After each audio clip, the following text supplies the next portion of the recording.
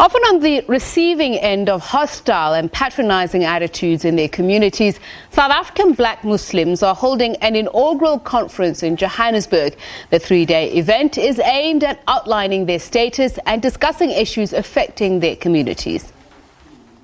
Friday prayers, the most important ritual of the week. But these are no ordinary congregants. Their choice of religion often subjected to stereotyping. Gathered here for the Black Muslims Conference, Islam is spreading its wings, especially in townships and rural areas. But from cities to small villages, black Muslims say they are often patronized. Just ask 23-year-old Nontobeko Aisha Mkwanazi. She was raised in a Muslim family in Soweto.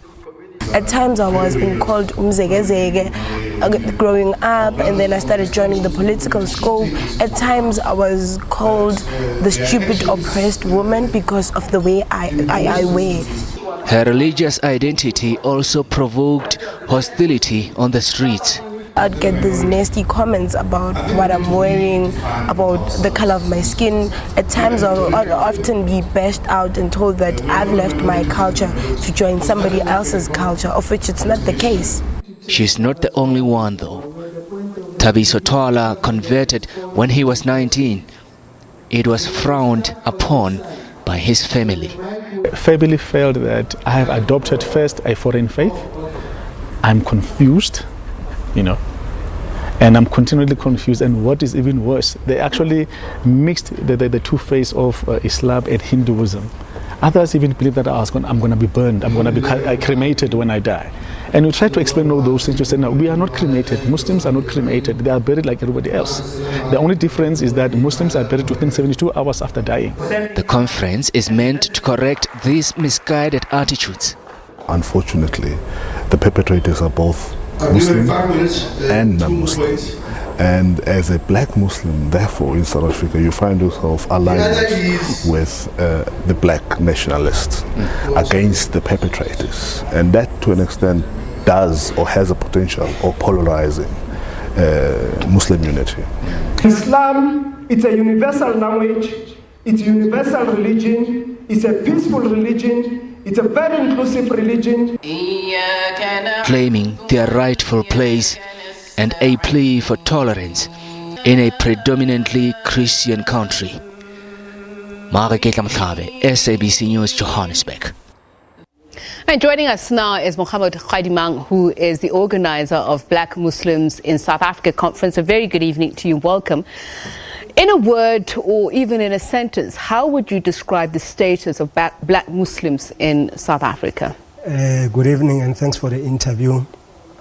I think for a very long time, the black Muslims, they've been taking a back seat, being very quiet, not vocal on the issues that affect them, or even taking any role in Islamic issues in general.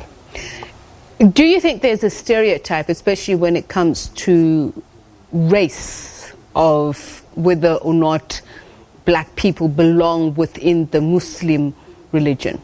Definitely. There is a stereotype that comes both from the black community in the country and even within the Muslim community in general.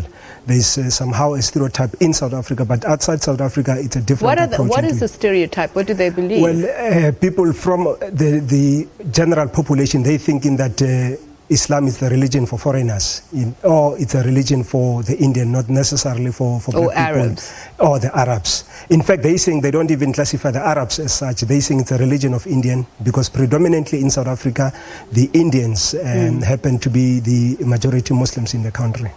So, is this what you're hoping to achieve with this conference, changing those stereotypes and understanding of Islam? We wish so much to change that.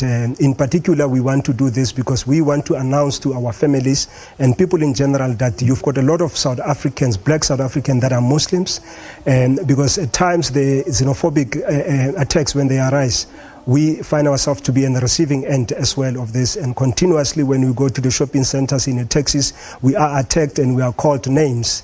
as well. So we hope in this conference would be able to You may change not that. have to repeat the names, but just what is the sentiment that is being expressed when they call you names? Well, they're calling us, the names that you would know that they're calling the foreign nationals in this country. They're calling us with those names. They're calling us terrorists. They would tell us sometimes that they have to search us if we don't have bombs with us. When we're driving around and we are in full regalia, the police will be harassing us, wanting to get the IDs from us, not thinking that we are actually even South Africans. So there's a lot of stereotype that we're getting out in So speaking of full regalia, you are wearing some of it. Perhaps if you could just explain it to people who don't know and understand. Look, the regalia, the symbolism. The symbolism of this is an attire from Africa, in particular from West Africa, from Senegal, and then the hat is from Nigeria. This is a West African design. If you go to West Africa, not only Muslims, even non-Muslims, they wear the full regalia that I'm wearing today. So, and I needed you to explain that because for people who don't know, they would assimilate it with Islam and think that it's only worn by people who are Muslim.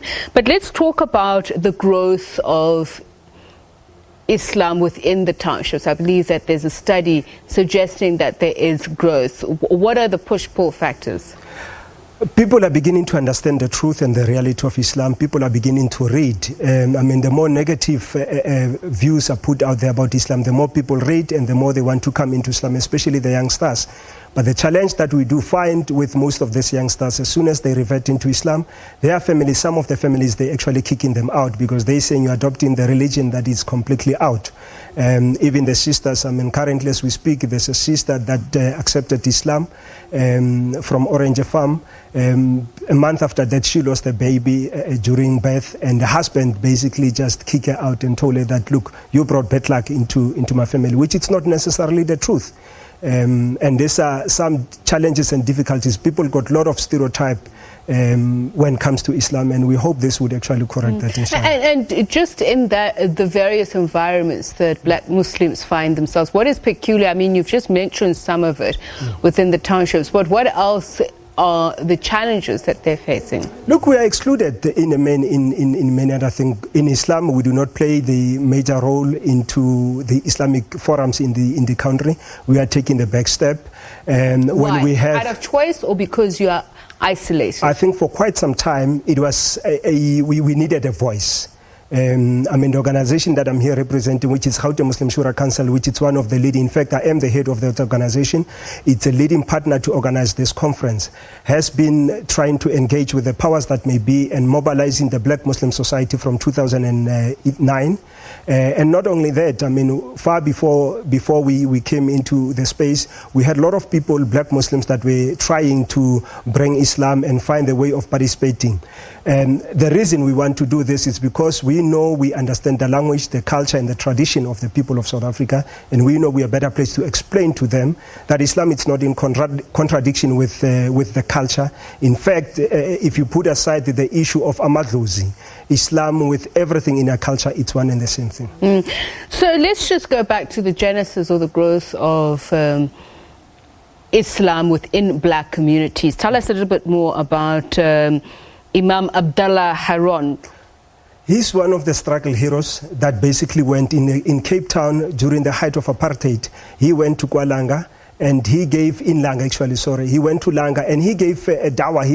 He told black people in Langa about Islam. And he got a lot of reprisal from the apartheid government at the time, but the struggle continued. He continued to give and speak to people about the truth and about Islam, and a lot of people embrace Islam. Certainly now, if you look at Langa, it is not what it was during the 60s or so when Imam Harun was still alive, before he was actually killed. But those who were recruited into Islam, some of them, their children went on to study it in institutions across the world. In fact, one of them is the Amir, which is the leader of the Western Cape Shura Council, Sheikh Ismail Kamani. He went as far as studying in Saudi Arabia. So he is an alim or a religious scholar, if you like, from that side. So there are many of them that remain within Islam and they continue to study. So what teachings do they bring back home in South Africa, making it relatable for South Africans to, understand the religion of Islam, but also the alert, if you would, if you're trying to recruit more black people into Islam? Like I said earlier on, I think we took much of a backstep for quite a long time. They would go overseas, come over here. They will study in various institutions in the country, but it will be more of, they will be limited themselves in the mosque or in the religious centers than to going out to speak to people. But now, of late, they're beginning to go out and speak to people to try and explain to them what Islam is all about, explain the issue of culture, the tradition and Islam to our people so that they can actually come into Which is what, in a nutshell, for those who don't know, I mean, people may know about Muslims but not necessarily know their faith. Issue of lobola, let's talk about for an example. We are told in Islam, a lot of people, they would marry people and not pay lobola because they would say Islam does not allow that. It is not true. One, Islam tells us in the Quran, Allah clearly tells us that we should marry people with the permission of their people. Of their people. Now, if I want to marry a woman, Islam tells me I must go meet their family, and only through their permission I can be able to marry the people. But the issue of lobola itself, many people, many families today, they do not necessarily understand what it is. I mean, in Islam, Islam tells us that before you marry a woman, you need to give a woman a present or a dowry, so that you can marry that woman. In our culture, you actually paying two-way because you give the lobola to the family, but the bulk of that money it's used as a present for your groom. Okay, so bridging the sectarian divide, how do you intend to do that with this conference, and what is your plan of action, so to speak? We are one people. We have got people that, one, may necessarily be our families, may be Christian and we are Muslim, and Islam does not expect us to ill-treat them. Secondly, within Islam, we've got people with different views, and it does not necessarily mean that we need to be against those people. If a particular view that I hold and someone has a particular understanding, that does not necessarily mean we need to be on the opposing side. I mean, if you remember in Verulam recently, a few months back, there was an attack in one of the mosques over there, and that was driven by sectarian divides, and we said this cannot happen. We cannot bring this thing in South Africa. So it is very foreign. quickly, the genocide problems and solutions that you're hoping to deal with at the conference. Come again? The genocide problems that you're hoping to deal with. Exactly. Tell us a little bit more about Look, what we want to do, we will be dealing with economic development because we are not so advanced as black Muslims. We are affected as well with inequalities, poverty, unemployment as well. So we are hoping to deal extensively so around that. We need to look around the issue of education as well because we are not really taking opportunities of that are offered by Muslim organizations of bursaries and others to further our studies as Muslims. We need to look around the issue of social development as well. The issue of divorce that are affecting our communities. We need to stand up and talk about it. The family upbringing, the family ties with our people that may not necessarily be Muslim because Islam compels us to look into that. All right, thank you very much for your time. You're welcome. Muhammad Gadimang is organizer of Black Muslims in South Africa. That 3-day conference taking place this week. A quick break, we'll be back.